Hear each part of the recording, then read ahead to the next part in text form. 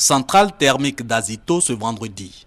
Accompagné du ministre ivoirien des Mines, du Pétrole et de l'Énergie, le Premier ministre burkinabé visite les installations.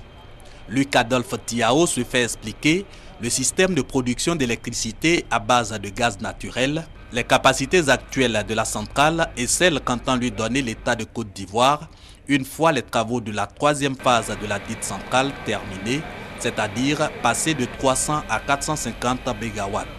Comme nous importons beaucoup d'énergie de la Côte d'Ivoire, je savais qu'il y avait un projet d'extension de cette centrale qui va donc permettre ici d'augmenter sa capacité de production. Nous attendons cela avec impatience parce qu'une telle centrale va nous permettre donc d'en avoir une production d'énergie encore beaucoup plus importante de la Côte d'Ivoire.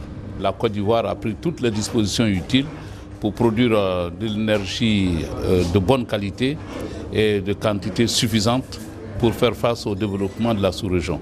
C'est un engagement personnel du président Alassane Ouattara et nous sommes très heureux que le Premier ministre burkinabé soit venu lui-même constater. Créée en 1999, la centrale thermique d'Azito est équipée à ce jour de 2 turbines de capacité 150 MW l'une. Elle fournit environ 2200 GWh par an, soit 30% de la production nationale d'électricité. Une production estimée à 6000 GWh l'an, dont 1000 exportés vers 5 pays de la sous-région, Ghana, Togo, Bénin, Mali et le Burkina Faso, qui consomment à lui seul 500 GWh de l'électricité produite par la Côte d'Ivoire.